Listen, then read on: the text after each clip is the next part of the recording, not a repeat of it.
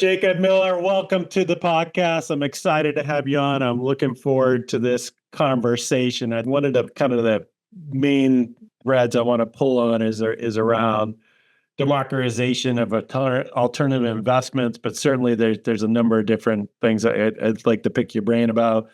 If you could just do me a favor, you could just do a kind of an introduction of yourself and Opto, that'd be great. Yeah. So Jacob Miller, I founded Opto about 4 years ago now, alongside Matt Reed, our CTO, and Joe Lonsdale, who was one of the founders of Palantir, founded Adipar, OpenGov, and now runs AVC, a top quartile venture firm in Austin and San Francisco. Prior to that, I was an investor at Bridgewater, Ray Dalio's macro fund.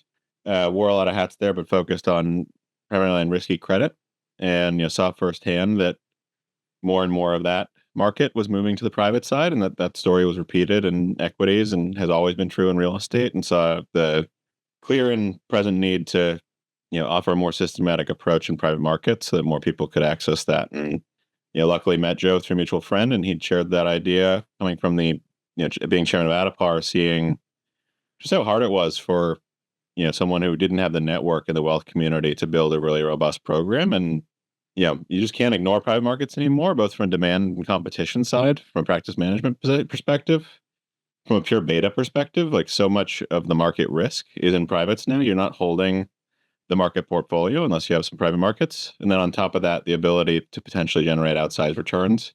So put our heads together and realize that the technology needed to be created to make this happen, and to better align providers with end clients. And we can get more into this when we talk about democratization. One, it's a word that we think is almost maybe a little bit premature for these markets. And part of the issue is a lot of the firms that have been democratizing on a backward-looking basis have the wrong incentives. They're paid by the largest funds to distribute the largest funds, and are not compensated to deliver on results.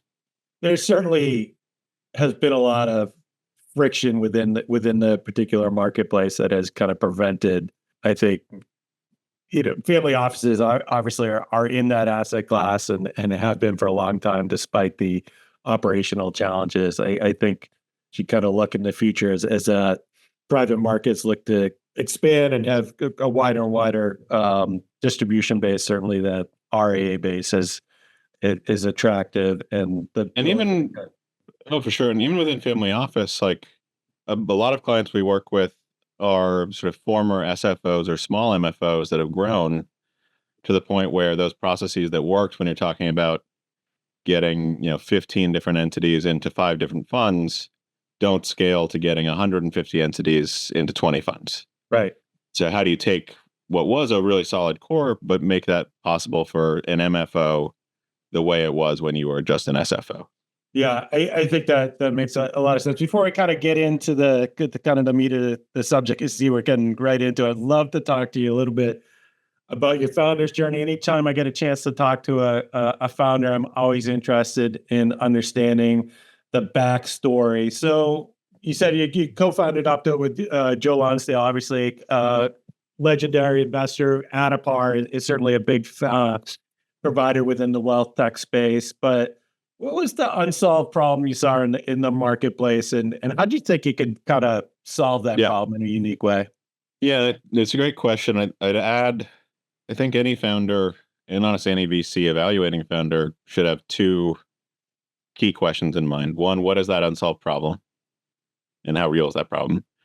But secondly, why is a solution possible today and it wasn't possible 5 years ago?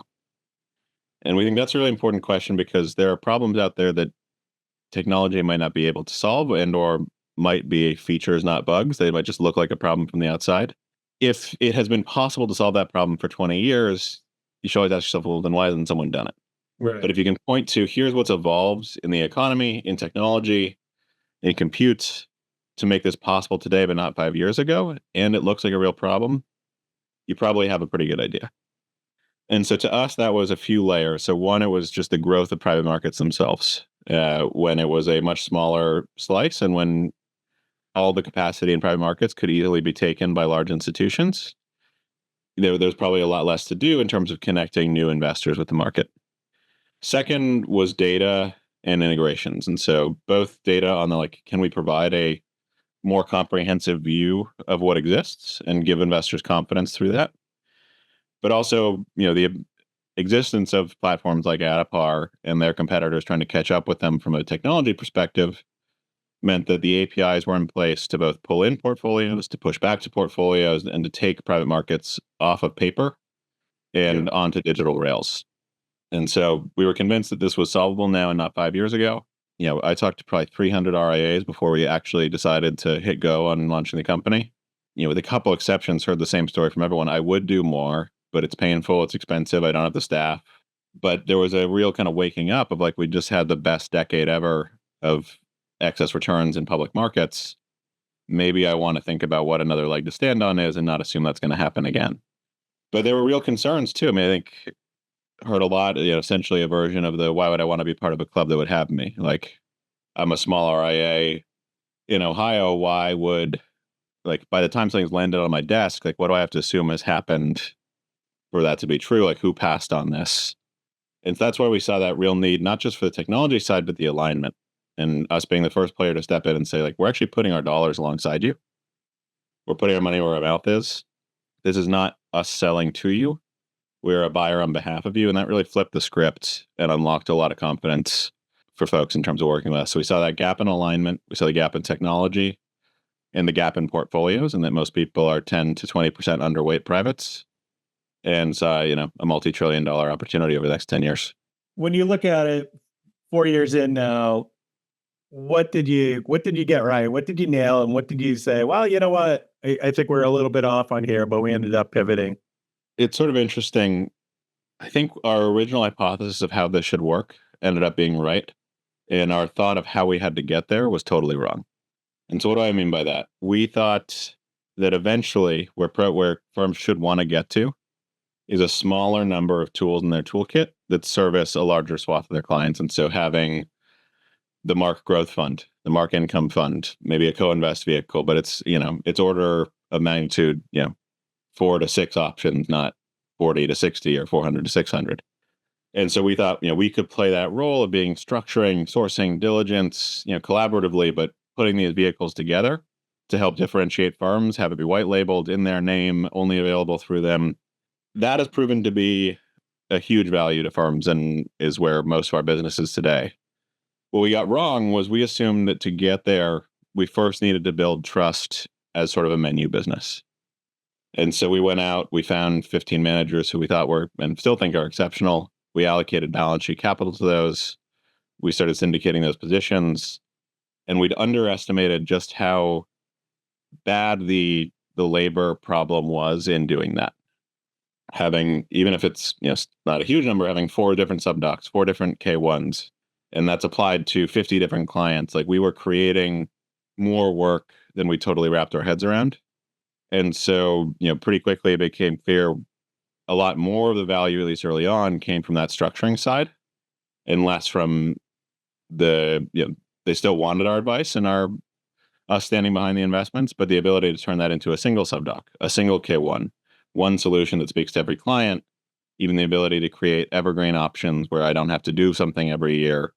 That was when growth went from linear to hockey stick. This meant that our MVP from that building, founding story was big. We really wanted something for each one of these personas. It wasn't, let's build the ops thing and see if that works. We thought there was something to 1 + 1 + 1 = 6 or 10. And so, we spent solid 2 years building, working with early clients on a feedback basis, but really only had our MVP about 2 years into the 4. And so the growth that we've had in 2 years of actually being out there has been an awesome validation of that hypothesis. One thing that kind of characterizes the Joe company is they're pretty big builds. They're ambitious ideas.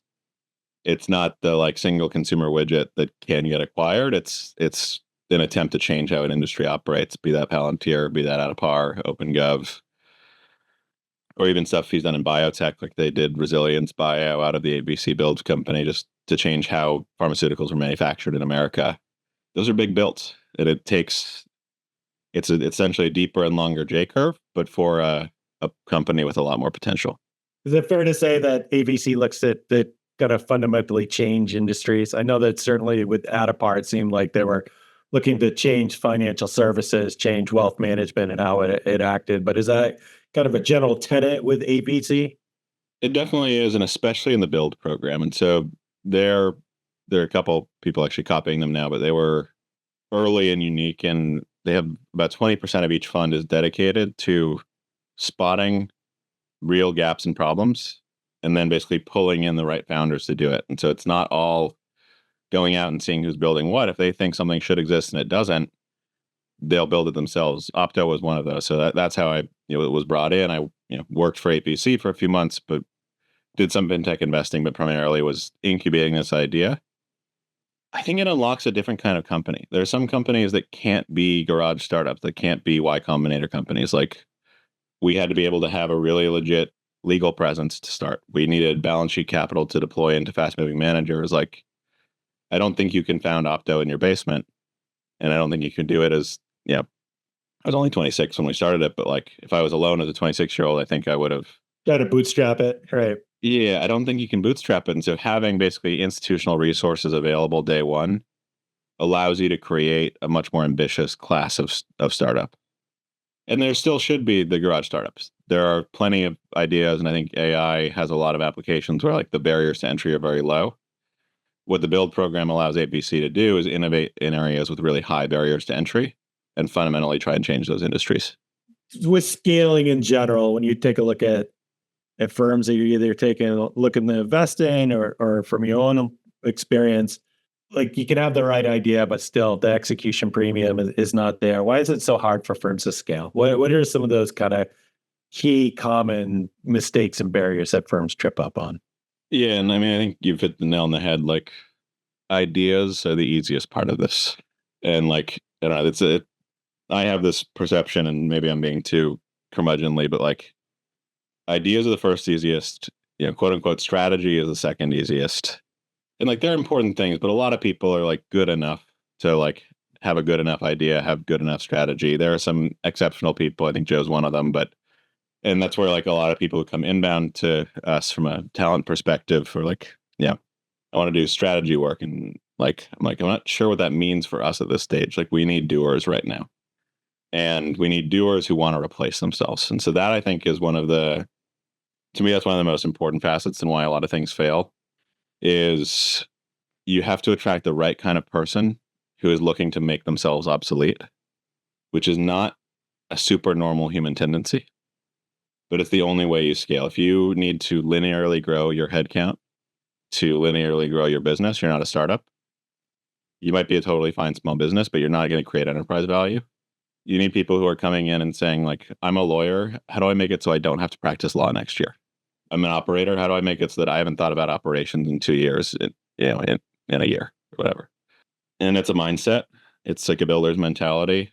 I think it's a heavy investment on the engineering side because engineers naturally think like that. I think a lot of startups outside of like kind of core technology underinvest in getting the best engineers. And that's not just a talent perspective, it's a mindset thing.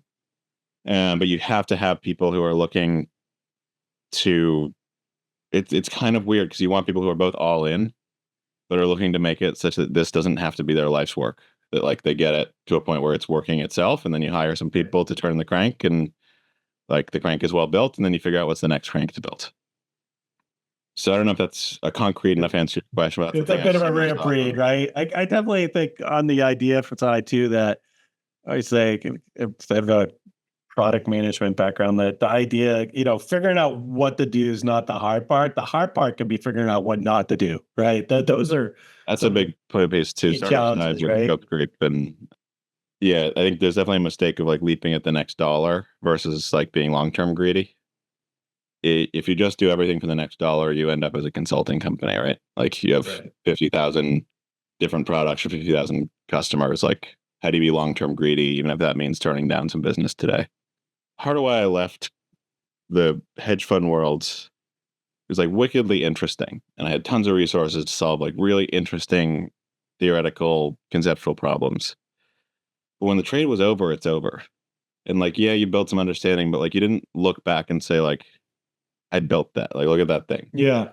And it's working without me. Like, my goal as a founder, and we're nowhere near this yet with Opto, but like I want to be totally obsolete. I want it to be unnecessary, and not because I don't love the work. I'm doing what I love, but because I've failed our employees and our investors if I'm still strictly needed for this company to be great. I think that's an interesting mindset. Like you said, that rare combination of having to be all in, but then at the same time being willing to, make yourself replaceable.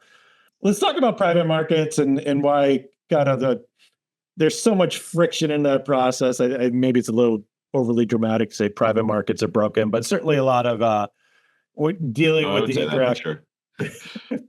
feeling on the LP side, like it seemed like, the markets have progressed in 1996 and everything's stuck in a document. Fortunately, AI is helping to be able to kind of unlock that and scale that. But what are some of the key points of friction family offices face in this important asset class? Yeah, where to begin? I definitely agree with the statement that private markets are broken. Yes, APC's motto again: "World is broken, let's fix it." And that's our approach here. The private markets are broken, let's fix it. I'll follow a thought process through the different steps that are broken. So step one is like the what is. What do I hold? We hear stories from family offices all the time of like, I made a venture investment 6 years ago. I forgot it happened. I wasn't receiving K1s. I didn't know to ask for it. Now there's been a liquidity event. I have an unexpected tax thing, and I was making decisions along the way, forgetting that I had this exposure. And so now I'm overweight that sector. And so, like, how do you capture everything you're doing? A lot of that is more an Adapar problem than an Opto problem. But the more you are working with Opto, the more it is exceptionally unlikely that anything would not be sort of on the rails and clearly accessible at any point in time. And then we're also working with underlying opportunities, co-invest and managers to get really consistent reporting across different asset class types, different structures, so that you can compare things more apples to apples and make better decisions. And so that next step would be the decision making. A lot of family offices have built, very impressive and large, VBA Excel sheets internally to do the portfolio construction piece, but good portfolio construction, inclusive of public and private, inclusive of cash flows versus time series, inclusive of how these markets operate differently, but how they come together, didn't really exist in our opinion. Like outside of our tool, we don't think there's great options. That took a lot of work. That took building an ETL pipeline to pull in data on 750,000 funds, tens of thousands of fund managers back in 1980, being able to parameterize capital calls and distributions to really understand what performance looks like, being able to think about what was actually possible in terms of vintaging that out. Essentially, how does the rebalancing work between the two sides of the portfolio, so that you can provide a much clearer view of how you would have done through history and what that means on a go-forward basis. And so better decision-making at that level. Diligence, I think, is one of the places that technology is going to have the biggest impact. And so you sort of mentioned this a little bit, but one of the great shames to me is how much information dies in PDF. PDFs are, if you were to think like, what's the worst way we could all communicate key information? PDFs are close to that. Footnotes in a PDF, I think, would probably be up there too, right? Yeah. And so, like, why would I have numbers you want to know? I'm like, great, Mark, let me take a photo of these numbers and I'll send you the photo. And it may or may not be parsable by your system. And so you might manually type out the numbers that you see, and there's human error, and then it lives in a spreadsheet that you save to your desktop and you forget about, and a year later you throw it in the recycling. So you're like, what was this? And the world keeps spinning. But what family offices often have that they're not leveraging fully is a true data moat. Like, good family offices are getting sent thousands of opportunities a week, like way too many that anyone could ever look at. And so, we built a system where you can just forward that email with the pitch deck, with the PPM, with whatever you got sent to an email alias. The system pulls out all the requisite data, and it actually does intelligent benchmarking on top of it. And says this person's charging these fees. That's about median for this space. They're expensive for this space. They have this track record. Here's where they sit in their peer group and versus everything else you've seen this year. But then also getting to the level of the people. Like, here's this person. We have we call it the very large network, where we can trace like who the principals at firms have co-invested with. Where do they previously work? What networks are they a part of?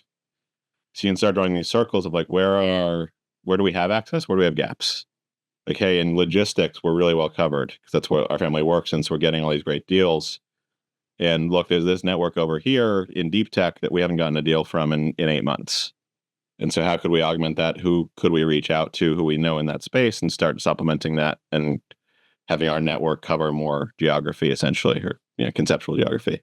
What it also does is you're building your data moat, because even if you pass on 90% of the stuff, or probably more that you're sent, you're building that database of, like none of these firms have, like PitchBook doesn't have good data, like Burgess has okay, like they're good for like finding deals sometimes, like you do good deal tracking, but in terms of like your proprietary view on what fund managers are worth looking at, there's not a great off-the-shelf database for that. But families have so much historical data and are sent so much data that if they can just figure out how to extract it, they might have some really real data moats to make better decisions and potentially even monetize that in interesting ways. So we put a lot of effort into diligence and diligence AI. Fund structuring.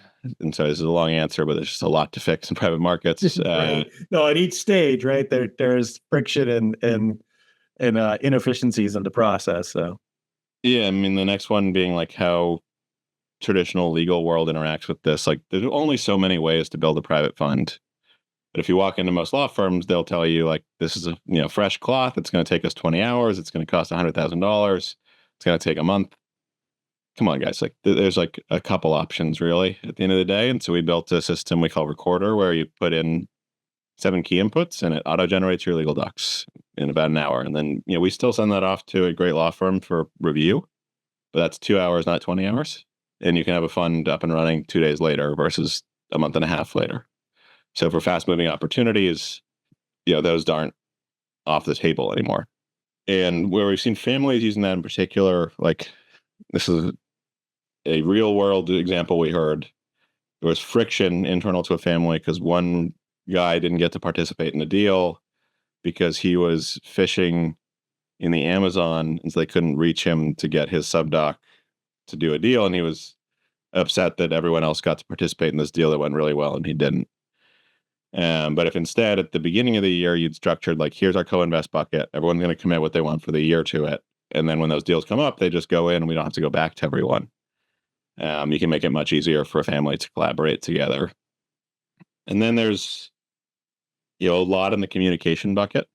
And I'd say this is where we see a lot of focus around wealth transfer of like, how do I get G2 and G3 more involved and more aware of what's going on in the investment process? Especially G3 probably wants to see it on their phone. Like, how do I go from paper processes to a digital portal where I can track what's being invested? Let's say G3, your granddaughter went to Stanford and she's an engineer and is in some interesting circles there. How do you carve off, to start maybe 2.5% of the portfolio for her to do some angel investing? All of that becomes possible when you have like digital rails to both communicate and invest on. And so really institutionalizing the whole family office investment process, allowing more people to participate with more of their, in the ways they want to, and also not losing time and data treating what can be automated processes as paper processes. It's lots of work to be able to kind of take the kinks out of that process. When it comes to investing, lots of family offices have a particular investment focus, is often where the founder made their money. A lot of families in particular will be real estate and they continue to invest in real estate and they're really good at it.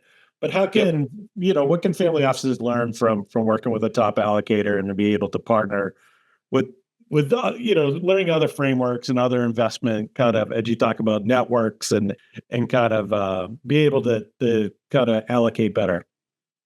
Yeah. So I think the question is, how do you lean into your strengths and lean away from your weaknesses at some level? And so, if you made your money in real estate and you have really good connections there and essentially unfair advantages, it's not stop doing that, but it's acknowledging that, even if you're the best at one of these games, like in public markets, the best people win about 55% of the time. It's more like 75% in private markets, but that still leaves 25% of the time where even if you're the best at it, you're going to be wrong. And how do you reserve the right to be wrong and for that not to be an issue? It's diversification. And, where we have been helpful there is, again, like using our sort of knowledge of the network and that graph to say, well, here's what you like in real estate. Here's what investors who like what you do in real estate do in in private equity. And here's the two principles we'd start by talking to. And maybe there's even synergies there. Like you're a family in logistics, and we know a venture firm that does a lot in autonomous shipping and improving the logistics infrastructure. Like they might give you a discount in the venture fund in exchange for piloting some of their technology of the underlying companies in what you do. And so, we like unfair advantages. They are, I have a very simple framework for what drives alpha in general, which is you need to have unique information, unique access, unique insight, or you need to get lucky. The first two are illegal in public markets, so you're betting a lot on luck and insight. And I don't believe in the strong version of the efficient markets hypothesis, but I do believe markets are always trying to catch up with you and that insight doesn't last very long. But access and information moats do. So again, if there's reasons why great managers might want to work with you over someone else, you can leverage that into access to something that's oversubscribed, into fee discounts, into privileged co-invest access. And so we're helping families identify those areas where they can leverage unfair advantage and get some of those concessions and deals is a great way to think about expanding your purview. Wouldn't be a technology podcast. We didn't talk about AI.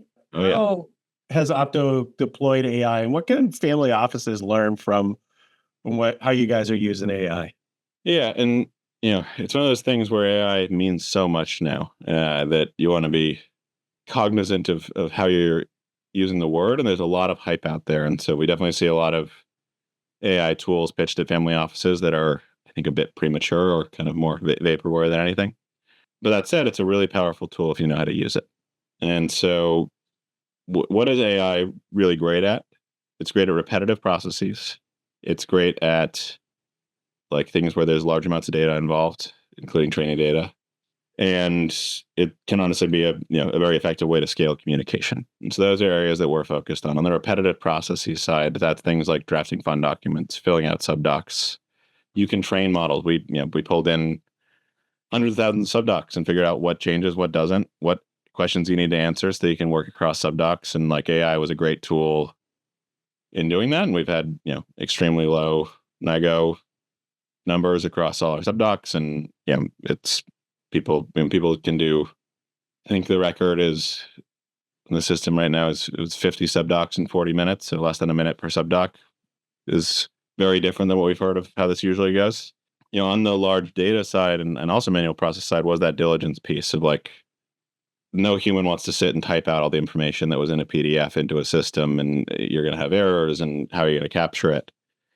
How do you just read off of that and start creating your database in a consistent way? And how do you teach the AI how you think such that the start of your sort of investment framework is in there? Like if you really like first-time managers, how do you weight that? What do you look for in a first-time manager? Is it they were an operator before, or is it they were a fund manager before? And so you can start to bake in how you operate to that. And so when you think about like G1, if they were a great investor, them being comfortable with how their legacy is going to be maintained because they can sort of download how they have invested successfully into a system, that being extremely helpful. And then also the data capture side and building your data moat. And then the communication piece of, even the most number friendly among us, like if you can get a quick snippet, 3 bullets, like often that is more digestible and actionable. And so, using that to create communication tools internally to streamline how different beneficiaries might get different information, who wants the full kit and caboodle, who wants the excerpt, and making that not a problem that, you need 3 or 4 IR people all working day and night to make that happen. This is personalization of communication. Yeah, it's customization at scale. The last thing I will say, though, is on the risk side, AI has made threats on cybersecurity and phishing much more dangerous. And so it's also just worth being cognizant, even if you don't think you're going to adopt AI yet as a family office, that the bad actors have already adopted it, that people are getting phone calls that sound like they're from the voice of a relative, that even video calls where it's a full deep fake. It's worth getting up to speed on the cybersecurity side, no matter what, even if you're like, hey, the other tools feel premature. Though, again, we think especially in that diligence and communication piece, we've already cracked some things that seem to be adding a lot of value to families. But I think it's going to be, I wouldn't trust AI to make my investment decisions anytime soon, personally. Yeah, I think that's a good point around decision making, and I don't think we're obviously quite there yet. Obviously, with AI, there's been a lot of hype. I think a lot of firms slap AI on their name and try to go for a 10x versus what a business it Yep. should be a 4x and off and running. But I think certainly in the alternative investment world, where so much of that information is unstructured, locked in PDF, that it has been really good at kind of unlocking that information. And then when you have these huge data sets to be able to take a look at these outliers and even to create narratives like really Yep. quickly there. And, amazing thing about AI is, and I think for a lot of family offices that they need to realize this is not future talk. This is, this is today. Yeah, it's possible today. And, our framework is, it's kind of like the Iron Man suit. It's not that AI is going to take over, final say on diligence. It's how do you make the human in the loop 10x as effective? Like investment professionals are often the most expensive headcount in a family office. If that person can screen, again, 10,000 things before they could screen 100, you're squeezing a lot more juice out of some of your key resources.